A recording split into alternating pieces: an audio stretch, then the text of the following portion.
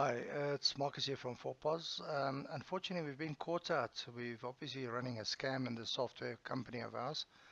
And the scam is obviously that at the end of the day, 4POS doesn't work. I mean, 18,000 customers use it every day, but it obviously doesn't work.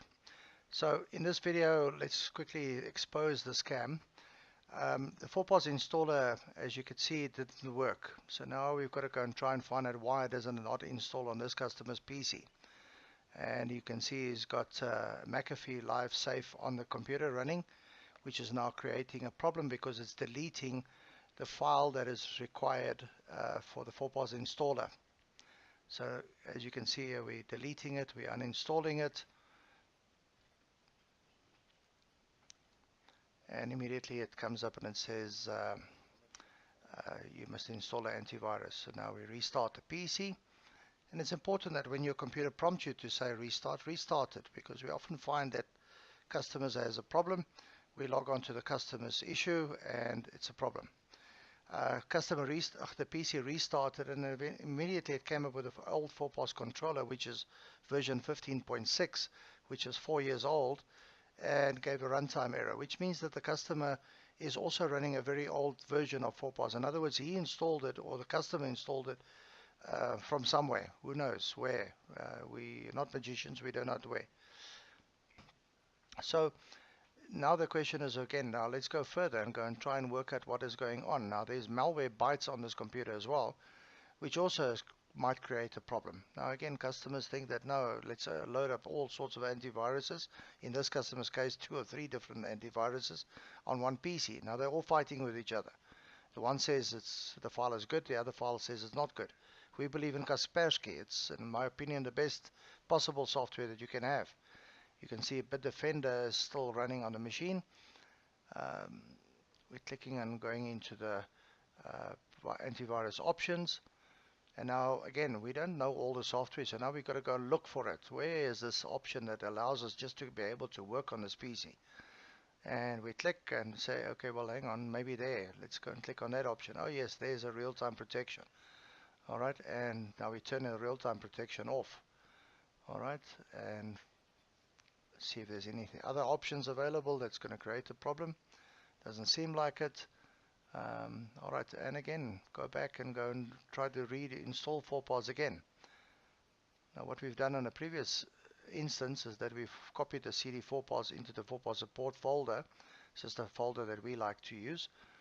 And let's give it a bash now and see if that works now. Prompt you to say, are you sure? Yes, of course. And the installer seems to be running through fine, doesn't give us any errors, etc., etc., which it also did before, but the 4POS installer program was missing. And this is not a funny or a strange installer program. It's the same one that is available on our website, on our knowledge base, everywhere, and on the flash drive and everywhere else. Okay, let's see if 4POS actually starts running now. And amazingly, now that all the antiviruses and malwares and other nonsense has been removed, the installer runs fine. Okay, install SQL Server. And yes, it takes time. I mean, there's no magic here. It's a big program. You know, the download file is over 600 meg. Our back office program is, I don't know what the size is, but it's about 25 meg. Most other softwares that you would be able to find online, supposedly for free or whatever sizes, would be like 1 meg and 2 meg and 3 meg. Well, you know, this is 20 times that size. So what happened there was the customer, as you saw, also had a database already on his machine, which is like the old database. So we had to delete it. Okay, and now the installer goes through the process. You can see it's already done. I've edited the video a little bit just to make it faster. Go through the regional setting options, make sure the decimal points and the commas and everything else is fine. All right, on the currency and on the numbers. And again, you might decide to skip it. And most likely you're going to phone us up or email us or whatever else and say, no, there's another problem now. The system is running in dollar mode. Well, it's running in dollar because you never told it that you're sitting in South Africa and you need rands. The software caters for any currency in any country. And that's obviously needs to be done.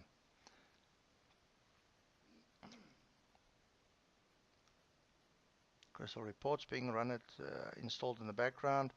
It says new data source has been created and so forth. And now you can see, whoops, it opens up the back office, but this is the wrong back office. This is the old one. So where does this come from? All right. So now we need to go and look for that as well. Okay. And now when you suddenly go and look at the properties of that shortcut of yours, you'll see that it's sitting under, and the general is sitting on your public users public desktop folder somewhere. In other words, Windows has now put it onto the desktop, but that's an old copy. It's not something that we can work with. Okay, so we must delete it. Now again, customers will say, well, this happens. Well, yes, it happens because we need to know. Okay, now you might say, but I'm not a computer guy. Well, no, neither am I a car mechanic. If I don't know, I go and ask my car mechanic, and if he wants me to pay for a service, then that's what I do, I pay. And people get upset paying, because the issue is unfortunately always about the money. It's not about whether 4POS can do the job, does work for them, does what they need it to do. That's not the issue. The issue is, I have a problem, but don't want to pay. No, I don't know why people just don't put it on an email. Say, hello, my name is Johnny. Okay, I have a problem, but I don't want to pay. Well, now we all understand where we're sitting with the situation. Now, as you can see, we logged into the customer, going to Notepad, we type a little message for him, and say you are able to start working. Okay, and I'll ask us a further question, because as I said, there was an old system here. You had an old version of 4POS.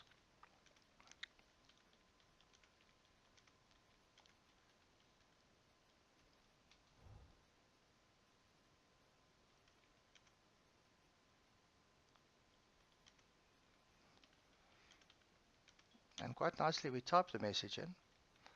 Alright, but obviously you'll see now, no customer at the site. Nobody watching the computer, nobody saying, okay, well, hang on, these guys might want to ask something and, assist. And you might say, okay, well, why don't you phone us? Imagine how many people we have to employ if we have to phone people or customers every time we need to log in. So yeah, so this is the big scam. Don't really understand why it's called a scam, but this is it.